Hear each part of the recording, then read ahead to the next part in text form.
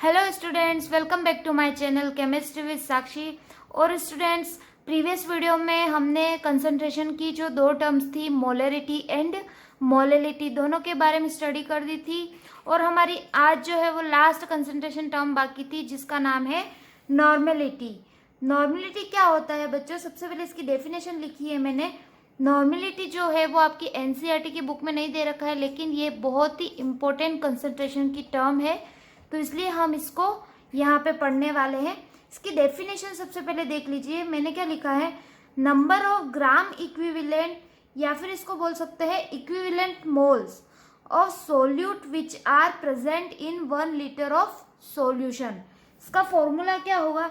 Normality जो होती है उसको कैपिटल एन से डिनोट करते हैं, तो मैं लिखूंगी यहाँ पे capital N is equal to, इसका फॉर्मूला होगा number of gram equivalent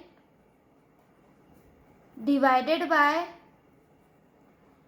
volume of solution in litre. Volume of solution हमको किस में चाहिए? लीटर में। ठीक है, क्लियर है? इसकी यूनिट क्या हो जाएगी? इक्विवेलेंट पर litre.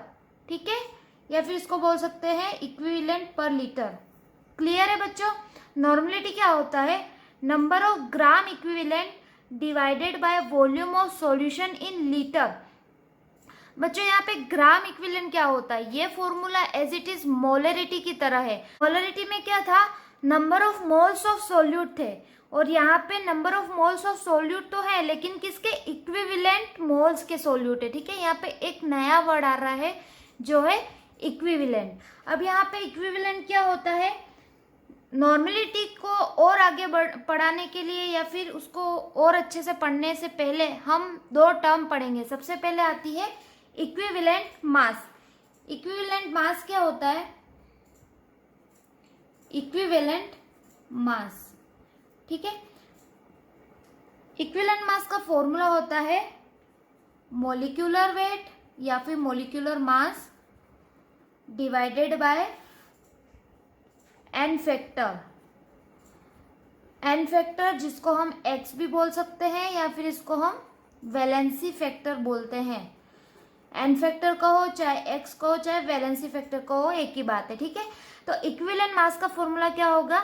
Molecular mass divided by N factor. Clear है यहाँ तक? अब हम देखेंगे कि नंबर ऑफ ग्राम इक्विवेलेंट हम किस प्रकार से निकालते हैं, क्योंकि हमको नॉर्मेलिटी में तो वही चाहिए, नंबर ऑफ ग्राम इक्विवेलेंट। तो नंबर ऑफ ग्राम इक्विवेलेंट का फॉर्मूला हो गया नंबर ऑफ ग्राम इक्विवेलेंट। ठीक है, इसका फॉर्मूला हो गया गिवन मास, जो भी हमको क्वेश्चन में मास दे रखा होगा वो, डिवाइडेड बाय इक्विवेलेंट मास। आप सब लोग समझ गए होंगे कि हमने नॉर्मेलिटी को पढ़ने से पहले ये दोनों टर्म क्यों पढ़ी, क्योंकि हमें नंबर ऑफ ग्राम इक्विवेलेंट निकालना होगा। उसके पहले हमको इक्विवेलेंट मास निकालना होगा। तो बच्चों यहाँ पे क्या है? Equivalent mass equal to molecular mass divided by N factor.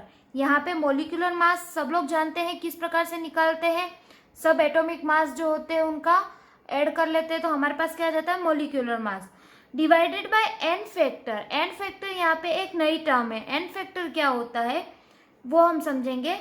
उससे पहले यहाँ देख लेते हैं number of gram equivalent is equal to क्या होता है? Given mass. गिवन मास जो भी आपको क्वेश्चन में दे रखा होगा divided by equivalent mass. Equivalent mass हम यहाँ से निकाल लेंगे, तो हम इसमें वैल्यू पुटअप कर लेंगे। ठीक है, सारी चीजें क्लियर है। लेकिन एन फैक्टर क्या होता है बच्चों? एन फैक्टर के बारे में पढ़ते हैं हम। एन फैक्टर क्या होता है? एन फैक्टर सबका अलग अलग होता है। एसिड के लिए अलग होता है, बेस के लिए अलग होता है, सॉल्ट के लिए अलग होता है। तो सबसे पहले हम पढ़ेंगे एसिड का एन फैक्टर कैसे निकालते हैं। सबसे पहला पढ़ेंगे हम एसिड्स के लिए। ठीक है, एसिड के लिए एन फैक्टर निकालने का फॉर्मूला है number of H plus ion in aqueous solution. मतलब कि कोई भी एक्वस सॉल्यूशन है। एक्वस सॉल्यूशन क्या होता है बच्चों? जो भी वाटर के साथ रिएक्ट करता है वही क्या कहलाता है? उसका एक्वस सॉल्यूशन। ठीक है, तो एक्वस सॉल्यूशन में H प्लस आयन जितने भी प्रेजेंट होंगे वही उसका क्या होगा? S N factor. क्लियर है बच्चों? हम एग्जाम्पल के द्वारा देखेंगे कि एन फैक्टर क्या होता है। फॉर एग्जाम्पल हमारे पास HCl है, ठीक है। HCl का एन फैक्टर क्या हो गया? सब लोग जानते हैं HCl को किस प्रकार लिखेंगे, H+ और Cl-। यहाँ पे H+ आयन कितने हैं? 1, तो यहाँ पे एन फैक्टर कितना हो गया? n = 1। क्लियर है बच्चों? एन फैक्टर क्या होता है और हमने किस प्रकार से निकाला एसिड का। एक और एग्जांपल ले लेते हैं। ये तो सिंपल सा था कि इसको H+ और Cl- में लिख सकते हैं। अब हमारे पास एक एग्जांपल आता है H2SO4। इसका एन फैक्टर निकालने के लिए हम सबसे पहले इसका स्ट्रक्चर देखेंगे। स्ट्रक्चर किस प्रकार से लिखेंगे? S जो है वो सेंट्रल एटम हो गया। यहाँ पे ऑक्सीजन कितने हैं? 4, तो हम इस प्रकार से लिखेंगे। और यहाँ पे क्या, 2 ऑक्सीजन जुड़ गए और क्या बचा? OH। ठीक है। अब यहाँ पे एक और ध्यान देने वाली बात है कि जो ऑक्सीजन होगा वहां से H+ नहीं निकलेगा। जहाँ पे OH आयन, OH जहाँ पे जुड़ा हुआ है वहां से हम H+ निकालेंगे। मतलब कि जहाँ पे भी OH जुड़ा हुआ है वो क्या करेगा? H+ आयन डिस्प्लेस करेगा या रिलीज करेगा। ठीक है, ये H+ आयन रिलीज कर रहा है, मतलब कि यहाँ पे कितने H+ आयन रिलीज हुए? 2, तो यहाँ पे एन फैक्टर क्या हो गया? 2। क्लियर है बच्चों? एक और एग्जांपल देखते हैं जिससे आप लोगों को और क्लियर हो जाएगा एन फैक्टर किस प्रकार से निकालते हैं। हमारे पास एक एग्जांपल है H3PO4 का। H3PO4 का सबसे पहले हम क्या करेंगे? स्ट्रक्चर बनाएंगे। फॉस्फोरस क्या हो गया? Central atom. अब हम यहाँ पे एक ऑक्सीजन जोड़ देंगे। फॉस्फोरस की वैलेंसी 5 होती है, मतलब दो तो यहाँ पे हो गई, ऑक्सीजन के साथ जुड़ गया। अब कितने हाइड्रोजन बचे? 3, और ऑक्सीजन भी कितने बचे? 3, तो हम लिख लेंगे OH, OH और OH। ठीक है, 3 OH दे रखे, ये कितने हाइड्रोजन रिलीज करेंगे? H+, 3 H+ रिलीज करेंगे, तो इसलिए क्या हो गया? एन फैक्टर यहाँ पे 3। ठीक है, अब हम एक नेक्स्ट 2 और देखते हैं जिसमें हम एन फैक्टर किस प्रकार से निकालेंगे। H3PO3 का, और यहाँ पे देखेंगे हम H3PO2 का। जैसे कि हमने H3PO4 में निकाला था, एन फैक्टर क्या आया था? 3 आया था। अब H3PO3 में भी आप लोग यूं मत लिख लेना कि यहाँ पे क्या है, एन फैक्टर 3 है, क्योंकि हाइड्रोजन 3 दे रखे, ऑक्सीजन 3 दे रखे हैं। नहीं, यहाँ पे 3 नहीं आएगा और यहाँ पे भी 3 नहीं आएगा। देखते हैं हम स्ट्रक्चर के द्वारा कि किस प्रकार हम एन फैक्टर निकालते हैं। सबसे पहले इसका स्ट्रक्चर बनाते हैं। फॉस्फोरस जो है वो सेंट्रल एटम है। यहाँ पे फॉस्फोरस की वैलेंसी 5 है, इसलिए सबसे पहले हम 5 वैलेंसी बना लेते हैं। ठीक है, एक ऑक्सीजन को जोड़ना यहाँ पे कंपलसरी, एक ऑक्सीजन यहाँ पे जोड़ दिया हमने। अब कितने बचे? 3, तो ऑक्सीजन कितने बचे हमारे पास? 2 ऑक्सीजन में यहाँ पे जोड़ लेती हूँ, 1 2। हाइड्रोजन कितने हैं? 3, हाइड्रोजन को जोड़ूंगी, 1 2 और 3। यहाँ पे OH ग्रुप कितने दे रखे हैं? 2, तो ये कितने रिलीज करेगा? H+ आयन 1, और ये करेगा 1, और ये तो H जुड़ा हुआ है जो कि डायरेक्ट फॉस्फोरस से जुड़ा हुआ है, इसलिए यहाँ पे H+ आयन रिलीज नहीं होगा। मतलब कि यहाँ पे एन फैक्टर कितने हो गए? 2।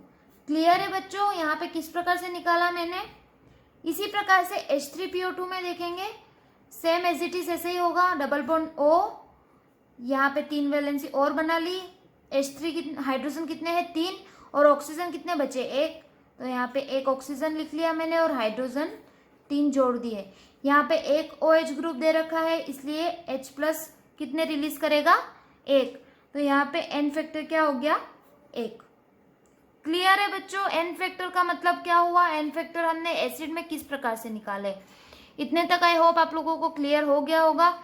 अब हम देखते हैं कि बेस में एन फैक्टर किस प्रकार से निकालते हैं। जब हमारे पास बेस दे रखा होगा और हमें एन फैक्टर निकालना होगा, हमको दे रखा है बेस। ठीक है, अब बेस में एन फैक्टर निकालने के लिए लिखेंगे हम number of OH- ion, number of OH ion given by base in aqueous medium. मतलब कि यही हुआ, जब भी हम H2O के साथ रिएक्ट करवाएंगे तो जितने भी OH- देगा वो वही क्या कहलाएगा, एन फैक्टर। ठीक है, और इसमें सिंपली भी हम निकाल सकते हैं। फॉर एग्जाम्पल हमारे पास एक बेस है NaOH, ठीक है। अब इसमें कितने हाइड्रो OH आयन जुड़े हुए हैं, एक। इसको जब हम Na+ में लिख सकते हैं और OH- में लिख सकते हैं। ठीक है, यहाँ पे कितने OH- आयन रिलीज किए, 1, तो यहाँ पे सिंपली एन फैक्टर कितना हो गया, 1। बेस का एन फैक्टर निकालना बहुत ही सिंपल है, या फिर आप लोग यूं भी याद रख सकते हो, जितने ही OH ग्रुप जुड़े हुए हैं वही उसका क्या हो गया, एन फैक्टर। क्लियर है। फॉर एग्जाम्पल कैल्शियम हाइड्रोक्साइड है हमारे पास, तो इसका एन फैक्टर क्या हो गया, 2, क्योंकि यहाँ पे 2 OH ग्रुप जुड़े हुए, तो N = 2। एक और एग्जाम्पल ले लेते हैं। ठीक है, यहाँ पे OH ग्रुप कितने हैं, 3, तो यहाँ पे एन फैक्टर क्या हो गया, 3।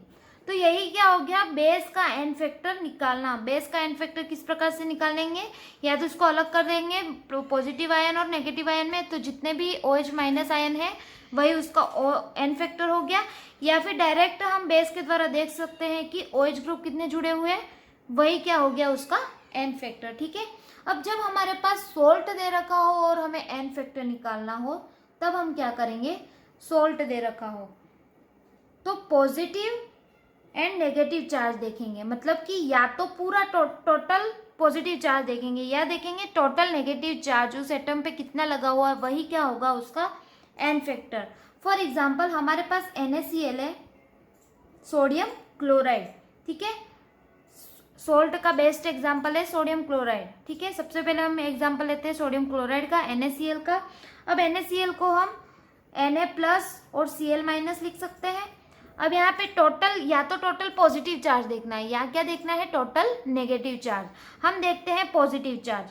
ठीक है, तो यहाँ पे पॉजिटिव चार्ज टोटल कितना है, 1।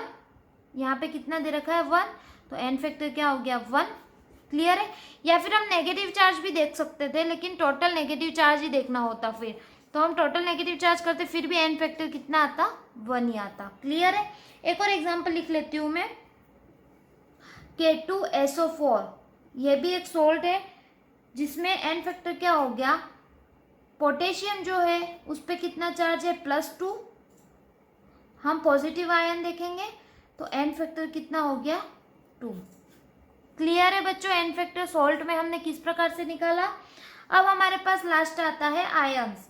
जब हमारे पास आयन दे रखे हो और हमें एन फैक्टर निकालना है तो किस प्रकार से निकालेंगे, बहुत ईजी है, चार्ज प्रेजेंट ऑन आयंस।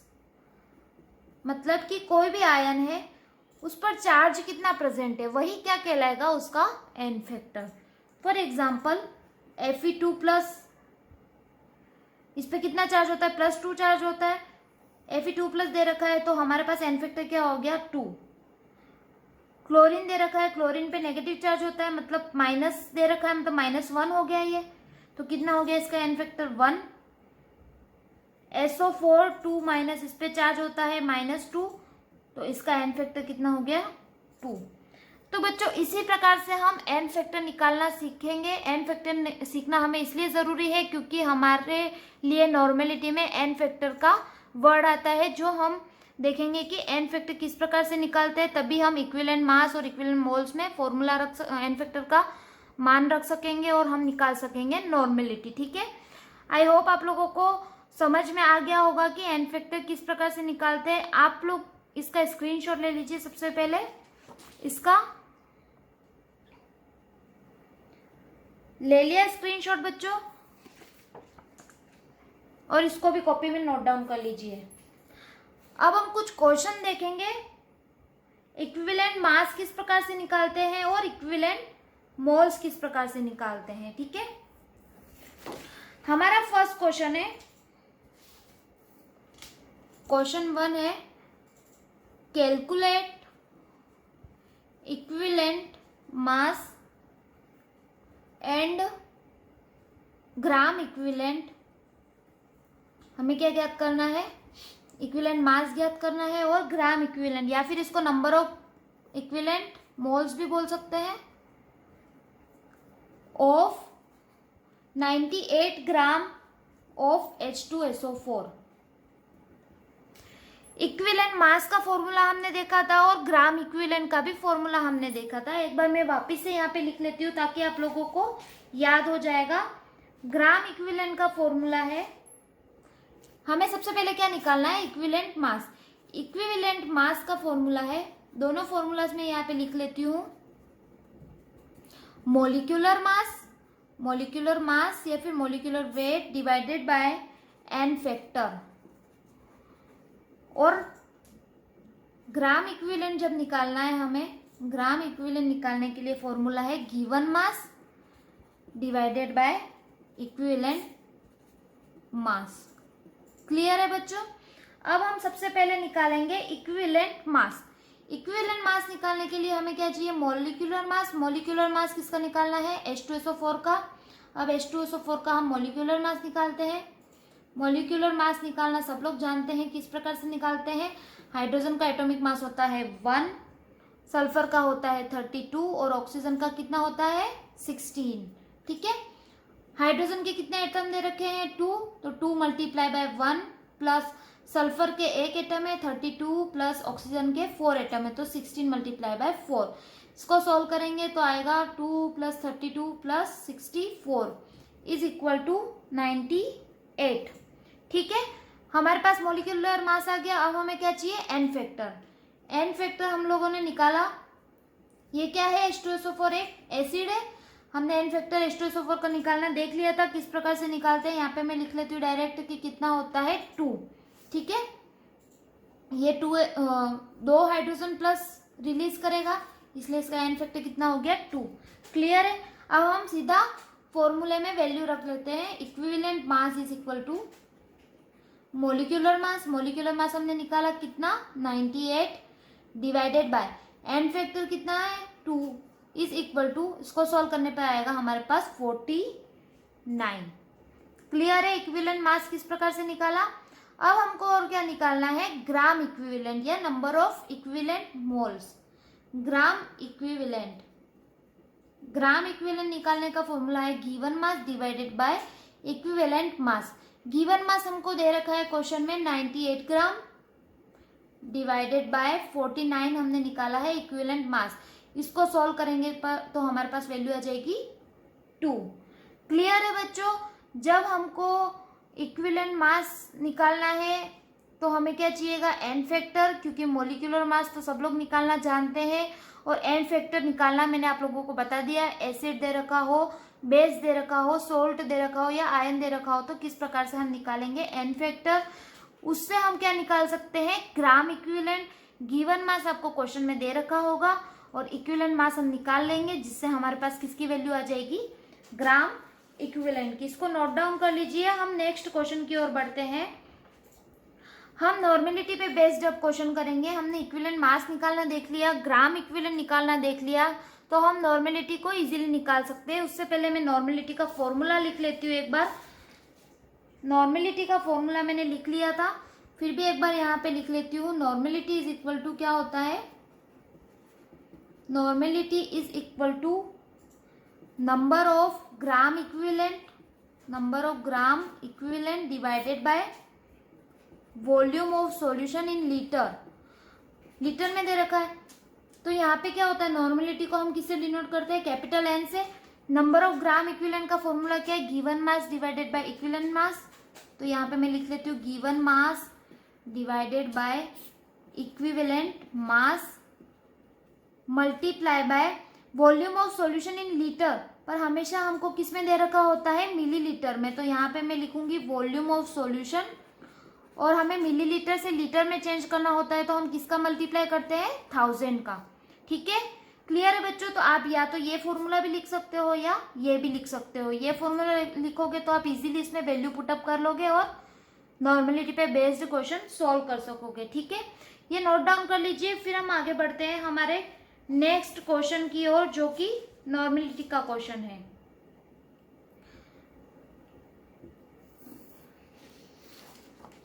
हमारे पास एक क्वेश्चन है, what will be the normality if 49 gram H2SO4, 49 ग्राम क्या दे रखा है, H2SO4 dissolve in 500 ml water. हमें यहाँ पे ज्ञात करना है नॉर्मेलिटी इफ हमें क्या दे रखा है, गिवन मास दे रखा है 49 ग्राम। हमें किसका निकालना है, H2SO4 का। सबसे पहले स्टेप बाय स्टेप हम क्लियर करेंगे। सबसे पहले मैं फॉर्मूला लिख लेती हूँ नॉर्मेलिटी का। नॉर्मेलिटी का फॉर्मूला है N is equal to number of gram equivalent. मैं बार बार फॉर्मूला लिखूंगी, इससे आपको याद हो जाएगा। Number of gram equivalent divided by volume of solution multiply by 1000, क्योंकि हमें मिलीलीटर में दे रखा है यहाँ पे सॉल्यूशन, इसलिए मैं मल्टीप्लाई बाय 1000 कर दूंगी। ठीक है, अब हमें सबसे पहले निकालना होगा इक्विवेलेंट मास। इक्विवेलेंट मास निकालने का फॉर्मूला हमारे पास क्या था, इक्विवेलेंट मास निकालने का फॉर्मूला था molecular mass divided by N factor. सबसे पहले हम निकालेंगे मॉलिक्यूलर मास H2SO4 का। मॉलिक्यूलर मास H2SO4 का मॉलिक्यूलर मास क्या हो जाएगा, अभी हमने निकाला था थोड़ी देर पहले, फिर से लिख लेती हूँ। 2 मल्टीप्लाई बाय 1 प्लस सल्फर का 32 प्लस ऑक्सीजन का 16 multiply by 4 is equal to, इसको सॉल्व करेंगे तो 98 आ जाएगा। ठीक है, अब हमें क्या चाहिए, एन फैक्टर H2SO4 का कितना है, 2। ठीक है, अब हम इक्विवेलेंट मास में वैल्यू रख देंगे। Equivalent mass is equal to molecular mass divided by N factor is equal to 49। Clear है इक्विवेलेंट मास किस प्रकार से निकाला। अब हम नंबर ऑफ ग्राम इक्विवेलेंट निकाल लेते हैं, डायरेक्ट वैल्यूज में पुटअप कर लेंगे। नंबर ऑफ ग्राम इक्विवेलेंट निकालने का फॉर्मूला था given mass divided by equivalent mass. ठीक है, गिवन मास कितना दे रखा है हमें क्वेश्चन में, 49 डिवाइडेड बाय इक्विवेलेंट मास हमने निकाला 49 ग्राम, तो हमारे पास वैल्यू आ गई 1। क्लियर है बच्चों। अब हम नॉर्मेलिटी में डायरेक्ट वैल्यू रख सकते हैं। नंबर ऑफ ग्राम इक्विवेलेंट, हमने यहाँ पे नंबर ऑफ ग्राम इक्विवेलेंट निकाल लिया, कितना आया 1, divided by volume of solution कितना दे रखा है हमको क्वेश्चन में, 500 ml, 500 मल्टीप्लाई बाय 1000। इसको सोल्व करने पर हमारे पास वैल्यू आ जाएगी 2, और इसकी जो यूनिट होती है वो इक्विवेलेंट पर लीटर। तो ये हमारे पास आ गई नॉर्मेलिटी। बच्चों बहुत ही इजी क्वेश्चन है, यहाँ पे बस आपको क्या करना है, 3 फॉर्मूले याद रखने हैं। एक तो इक्विवेलेंट मास का, दूसरा नंबर ऑफ ग्राम इक्विवेलेंट, और तीसरा याद रखना है हमें नॉर्मेलिटी का। इन 3 फॉर्मूले के द्वारा हम नॉर्मेलिटी इजीली निकाल सकते हैं। आप इस पे बेस्ड कुछ क्वेश्चन होंगे वो सॉल्व करने की कोशिश कीजिएगा। और अब आते हैं हमारे पास कुछ इंपॉर्टेंट टर्म्स आती है, जैसे कि हमको क्वेश्चन में कभी कभी नॉर्मेलिटी की जगह क्या दे रखा होता है, वर्ड दे रखा होता है सेमी नॉर्मल। हमारे पास क्या वर्ड दे रखा होता है, सेमी नॉर्मल। जब हमें सेमी नॉर्मल दे रखा है मतलब कि n इज इक्वल टू क्या है, 1/2 या फिर n/2। जहां पे भी सेमी नॉर्मल दे रखा होगा मतलब नॉर्मेलिटी हमको क्या लिखनी है, n/2। दूसरा आता है बाई नॉर्मल। जब भी हमें क्वेश्चन में बाई नॉर्मल दे रखा होगा मतलब कि क्या हो गया, n इज इक्वल टू 2, जिसको हम रिप्रेजेंट करते हैं 2n के द्वारा भी। डेसी नॉर्मल दे रखा होगा तब n इज इक्वल टू क्या होगा, 1/10, जिसको कि n/10 भी लिखते हैं। और लास्ट है सेंटी नॉर्मल, जब दे रखा होगा तब हमारे पास क्या वैल्यू आ जाएगी, n इज इक्वल टू 1/100, जिसको कि n/100 भी लिखा जाता है। क्लियर है। जब भी हमको नॉर्मेलिटी की जगह सेमी नॉर्मल दे रखा, बाई नॉर्मल दे रखा है, डेसी नॉर्मल या सेंटी नॉर्मल, तो हम उसको इस प्रकार से रिप्रेजेंट करेंगे। ठीक है, अब हम देखते हैं रिलेशन बिटवीन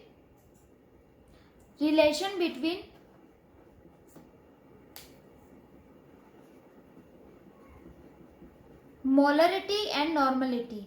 मैंने आप लोगों को बताया था कि मोलरिटी और नॉर्मेलिटी का फॉर्मूला बिल्कुल सेम है। वहां पे number of moles of solute थे और यहाँ पे नंबर ऑफ मोल्स किसके थे, इक्विवेलेंट मोल्स थे। ठीक है, यहाँ पे इक्विवेलेंट वर्ड आ गया था। अब इन दोनों में क्या है, रिलेशन नॉर्मेलिटी को n से लिखती हूँ मैं, is equal to molarity multiply by n factor. ये बहुत ही इंपॉर्टेंट फॉर्मूला है बच्चों, इस पे बेस्ड कुछ क्वेश्चन भी आ सकते हैं। इस पे क्वेश्चन आएंगे तो आप डायरेक्टली सॉल्व कर सकते हो। जब मोलरिटी दे रखी होगी तब हम नॉर्मेलिटी निकाल सकते हैं इस फॉर्मूले के द्वारा, या नॉर्मेलिटी दे रखी होगी तो मोलरिटी निकाल सकते हैं। और एन फैक्टर निकालना हमने देख ही लिया है किस प्रकार से निकालते हैं।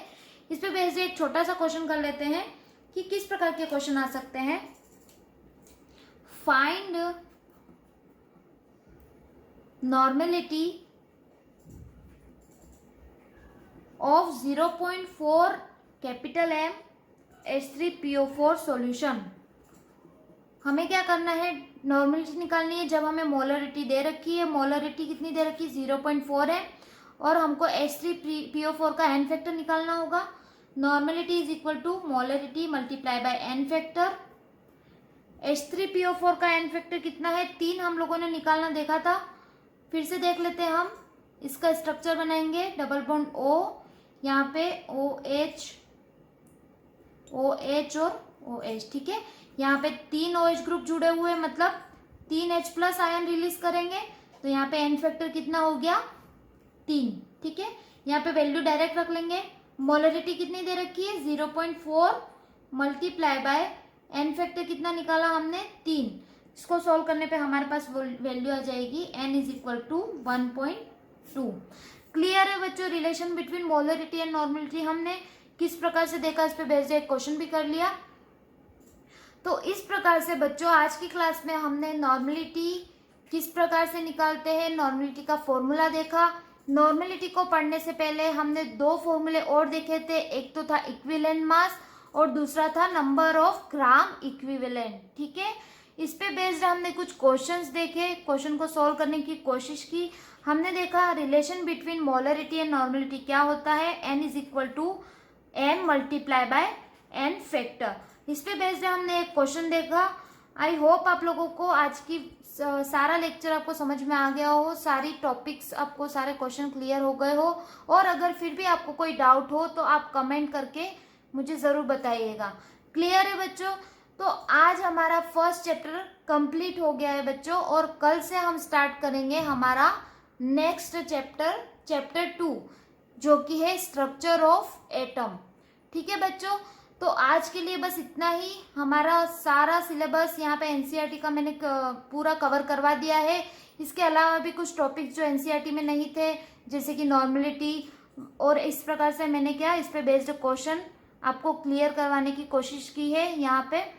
तो बच्चों आप इस वीडियो को ज़्यादा से ज़्यादा शेयर कीजिएगा, मेरी वीडियो को लाइक कीजिएगा, और मेरे चैनल को सब्सक्राइब करना बिल्कुल भी ना भूलें। और आप लोग अपने दोस्तों के साथ शेयर कीजिए जब आप लोगों को पसंद आ रही है, और आपके दोस्तों को भी ज़रूरत होगी इस वीडियो की, क्योंकि अभी लॉकडाउन चल रहा है, आपकी स्कूल्स वगैरह बंद है, तो आप लोगों को अभी ज़्यादा से ज़्यादा पढ़ने का टाइम भी मिल रहा है, और आप ऑनलाइन घर बैठे पढ़ाई कर सकते हो। इसीलिए आप अपने दोस्तों को भी शेयर कीजिए, और आप लोग भी अच्छे से मेहनत कीजिए। हमारा फर्स्ट चैप्टर यहाँ पे कंप्लीट हो चुका है, और कल से हम स्टार्ट करते हैं चैप्टर 2। तब तक के लिए बाय बाय स्टूडेंट्स।